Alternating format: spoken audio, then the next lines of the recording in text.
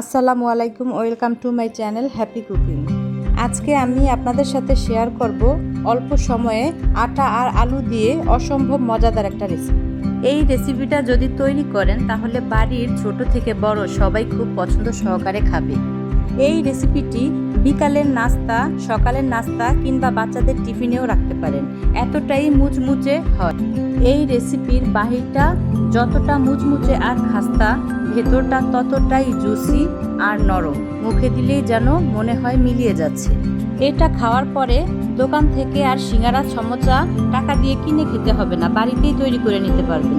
তাহলে চলে যাই রেসিপিতে। প্রথমে একটি পাত্র নিয়ে নিয়েছি, এতে দিয়ে দেব 2 কাপ পরিমাণে আটা। আপনারা আপনাদের পরিমাণ মতো বাড়িয়ে বা কমিয়ে নিতে পারেন। এরপরে দিয়ে দেব পরিমাণ মতো খাবার লবণ। এরপর দিয়ে দেব 2 টেবিল চামচ পরিমাণ রান্নার তেল। এরপর দিব সামান্য পরিমাণে কালো জিরা। এখন সবগুলো উপকরণ একসাথে ভালো করে ময়ান দিয়ে নিতে হবে। যখন দেখব যে মুঠ করলে এরকম দলা পেকে গেছে, তখন বুঝতে হবে ময়ান দেয়া হয়ে গেছে। এখন নর্মাল তাপমাত্রার পানি নিয়ে অল্প অল্প করে পানি দিয়ে নরম একটা ডো তৈরি করে নিতে হবে। একেবারে শক্ত না, আবার একেবারে নরমও না। এই তো এখানে আমি একটা নরম ডো তৈরি করে নিয়েছি, দেখতেই পাচ্ছেন কতটা নরম হয়েছে।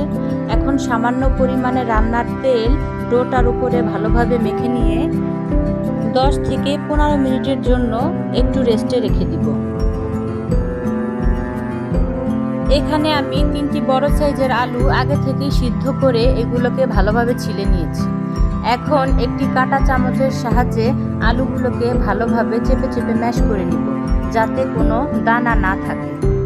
আলুগুলোকে ভালো করে ম্যাশ করে নেওয়া হয়ে গেছে। এখন আলুগুলো রান্না করে নিব। চুলায় একটা কড়াই বসিয়ে দিয়ে তাতে দিয়ে দিলাম সামান্য পরিমাণে রান্নার তেল। এরপর দিব 1 কাপ পরিমাণ পেঁয়াজ কুচি। পেঁয়াজ কুচিগুলো কিছুক্ষণ নেড়ে চেড়ে ভাজা ভাজা করে একটু নরম করে নিতে হবে। এরপরে এখানে দিয়ে দিব সামান্য পরিমাণ হলুদ গুঁড়ো। হলুদ গুঁড়োর কাঁচা গন্ধটা যাওয়া পর্যন্ত ভালোভাবে ভেজে নিব। এরপরে দিয়ে দেব সামান্য পরিমাণে লবণ। এখন দিব কিছু কাঁচামরিচ কুচি। ঝালটা আপনারা আপনাদের পছন্দ মতো দিতে পারেন। এরপর পেঁয়াজগুলো ভালো করে ভেজে নিয়ে দিয়ে দেব সিদ্ধ করে রাখা আলুগুলো। আলুগুলো ভালো করে নেড়ে চেড়ে মশলার সাথে মিশিয়ে নিতে হবে। মিশিয়ে নেওয়ার পরে 2 থেকে 3 মিনিট ভালো করে রান্না করে নিতে হবে। আলুগুলো রান্না করা হয়ে গেলে এ পর্যায়ে দিয়ে দেব 1 চা চামচ ম্যাগি মশলা। মশলাগুলো আলুর সাথে ভালো করে নেড়ে চেড়ে মিশিয়ে নেওয়া হয়ে গেলে চুলা থেকে নামিয়ে ভালোভাবে ঠান্ডা করে নিব।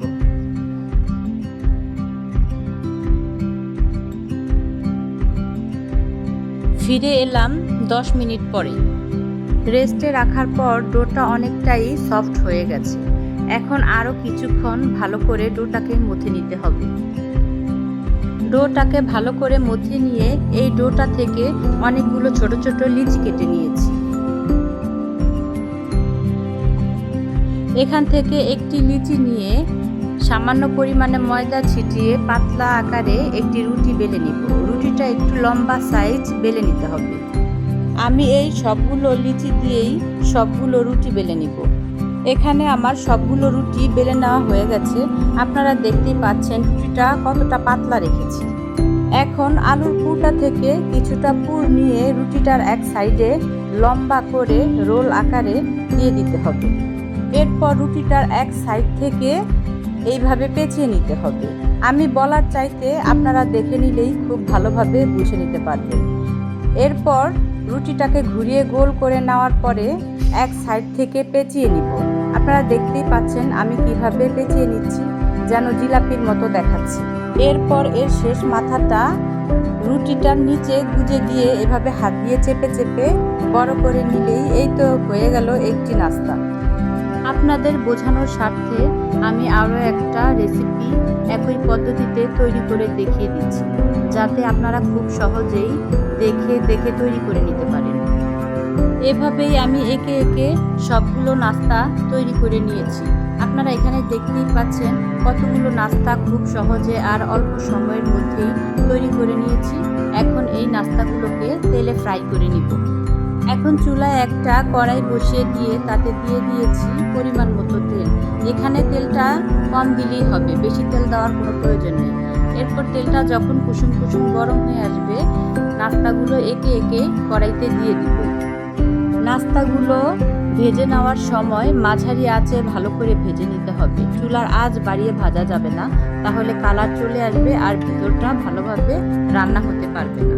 যখন এগুলোর এক সাইড হয়ে আসবে, তখন চামচের সাহায্যে অপর পাশ উল্টিয়ে পাল্টিয়ে দেব। আমার এই রেসিপিটা আপনাদের কাছে কেমন লেগেছে প্লিজ একটি কমেন্ট করে জানাবেন। আর ভিডিওটি যদি ভালো লেগে থাকে তাহলে একটি কমেন্ট এবং শেয়ার করে দিবেন। নাস্তাগুলো ভালোভাবে ভেজে নেওয়া হয়ে গেলে এখন তেল ঝরিয়ে একে একে উঠিয়ে নিব।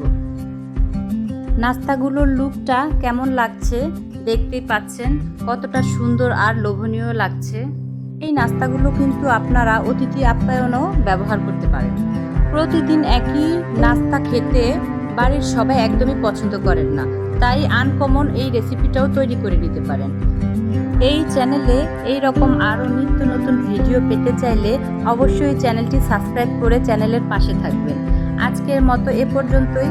সবাই ভালো থাকুন, সুস্থ থাকুন, সবাই সবার জন্য দোয়া করবেন। আল্লাহ হাফেজ।